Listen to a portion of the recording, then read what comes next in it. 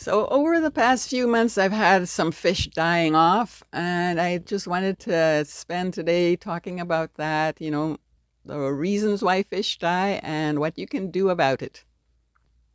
Now, the fish that I have had die just recently were three older lemon tetras. So, they are the three that I brought over from another tank to this tank when I started this tank 3 years ago. And they were already kind of middle aged when I brought them to this tank. And now they've produced children and grandchildren. So they died off within weeks of each other. And which is what I find with groups of fish, especially smaller groups. They seem to be attached to one another, or maybe they just reach the same age together. And just like older people, that they die off within, short periods of each other. So that's what happened to me. The three lemon tetras that I started off with died off within, it was less than a month that all three of them were gone. But dying of old age is a relatively good thing, I think. I wish that all fish would die of old age, eh? So, yeah, so that's a good thing. But there are many other reasons why a fish would die other than old age, and we're going to get into that now.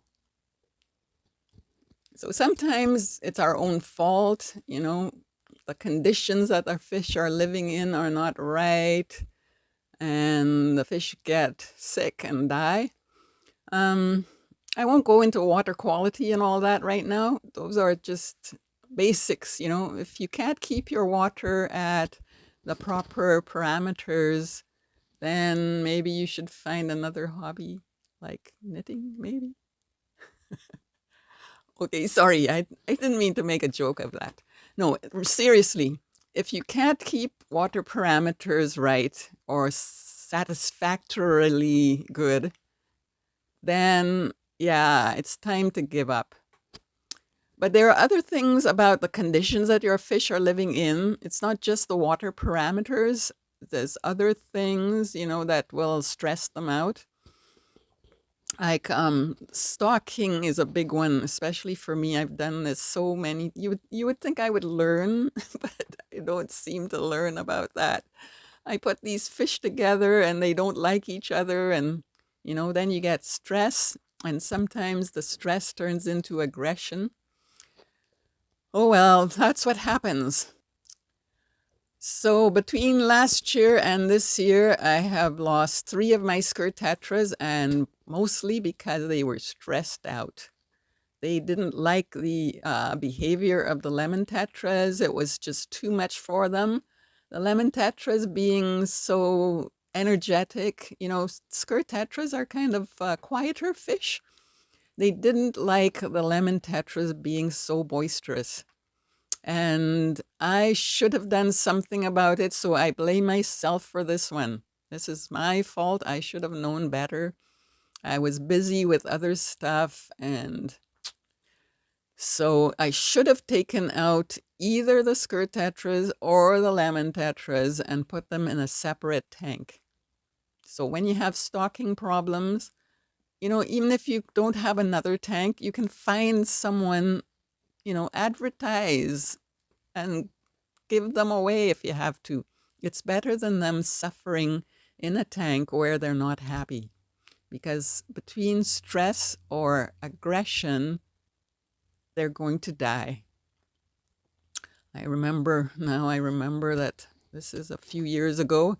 I had two fish that didn't like each other, and one of them bit off the tail of the other one down to the bone.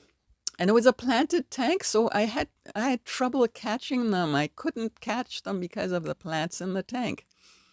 And I feel like I should have tried harder to separate those two before disaster struck.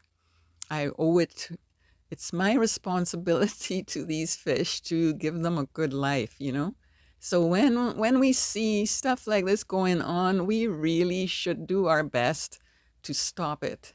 In my opinion, so it was my fault that these fish died. End of story. So another thing that I think that we should really keep an eye out for is, those lids that we have that don't reach right to the edge of the aquarium or pond. Now, what happens? Why does a fish jump out? A fish doesn't just jump out for no reason.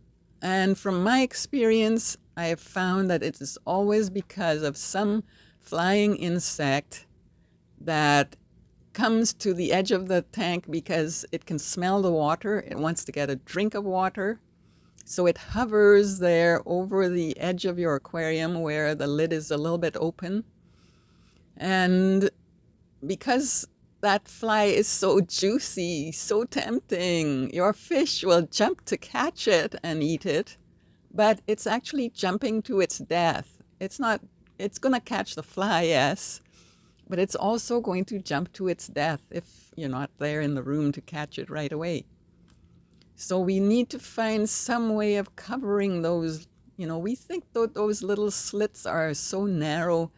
How could the fish possibly jump out? But they do. They're trying to eat this juicy fly, and so they do find that slit because that slit is exactly where the fly is.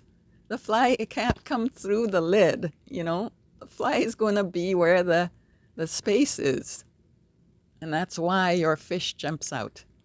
So maybe I'm thinking that if I ever have that happen to me again, because it has happened to me, if I ever have a lid that doesn't exactly fit right to the edge, I am going to put a little bit of netted fabric over the whole tank and weigh it down somehow so that the fish, even if it sees an insect, it won't be able to jump out. And that's my solution. And now we come to that dreaded topic, fish disease. Yikes. Fortunately for me, I haven't had to deal with that too much. About the only disease that I've actually had was the lymphocystis that my skirt tetras had. And I think they came with it, which is what I think usually happens. Fish come with a disease. They don't just get it from your tank, especially if your tank is fairly new. There's no reason why your tank would have a disease in it already if it's new.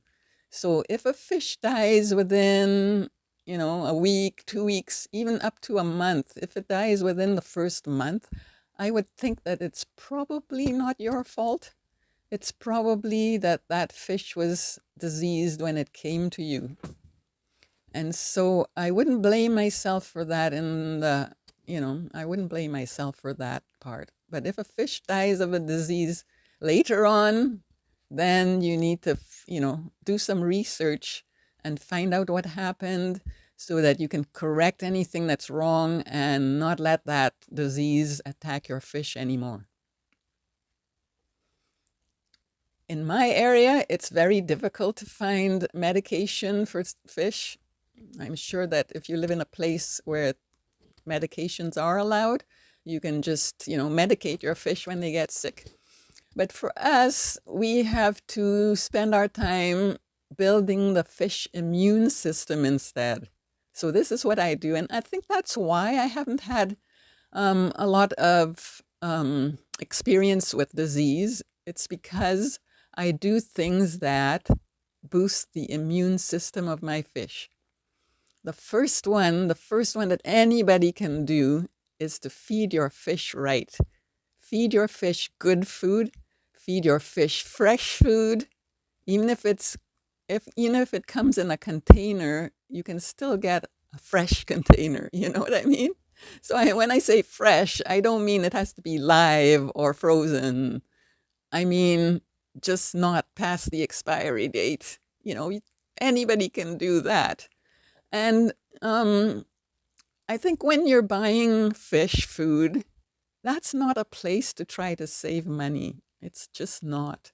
The fish food isn't that expensive compared to the prices of the fish, especially now. The fish prices are going up and up. You can't afford to lose fish all the time. So spend a little extra and get a better quality food and get a variety of foods and feed them to your fish before the expiry date comes. I usually keep my food in the fridge. I put out small amounts that might last me 2 or 3 days. So I use a little plastic container and put in just a certain amount that I know will be used up in a few days' time. And then when that's done, I get more out of the fridge. So good food will put your fish into a good state of health, and then they won't get sick because they're able to fight off. Not that the disease is not there in the tank. Maybe the virus is there, maybe that bacterium is there, maybe that fungus is there, but the fish is strong enough to fight it off. Now, I do some other things as well, not just feeding properly, but I give my fish immune boosting, that's hard to say, immune boosting herbs by putting botanicals in the water. So when you put botanicals in your water, the botanicals will release, they're chemicals, I guess. They're not chemicals in that sense of the word, but they are molecules? Yeah, let's say molecules are released from the botanicals that when the fish absorb those molecules, it boosts their immune system. This is why I like to put leaves in my tank during the fall and winter. So I think, from my experience with people anyway, if you take those things all year long, it just doesn't seem to work as well as if you just do it for a part of the year. So for myself, if I want to boost my immune system, I take echinacea and garlic for 2 or 3 weeks in the fall, and that's enough to last me the whole year. For my fish, I put in oak leaves and alder cones, and I do that for a few months and then take them out. So that I find, those things I find really do boost the immune system. And there are lots of other things. If you live in a country where there are no oak leaves or no alder cones, there are lots of other things that boost your fish's immunity. And you can make a tea out of dried leaves, wherever you might get your leaves from, just break them up a little bit and make a tea just like you would make a tea for yourself, and add that brown water to the tank. And you'll know you've added enough when the tank water gets a little bit brown, not too strong. You don't want to be overdosing either, but just to tinge the water with the brown tea. So when it comes to building the immunity of my fish, I really take some extra care and do something about it. And I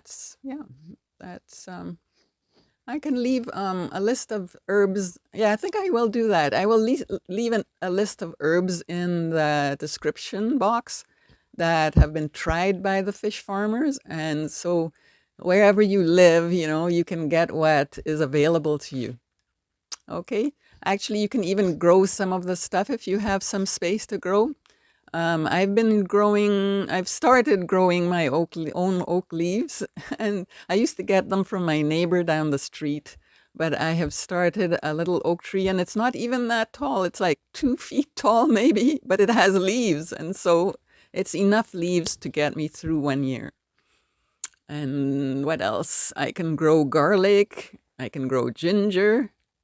If you're in a warm place, you can grow your own guava leaves or get them from a neighbor, stuff like that. So it's not something that has to cost you a lot of money. Much better than having to buy medications. Okay, so let's take care of our fish, give them the best life possible so that they don't die off just like that. Okay? Talk to you next time. See ya. Bye.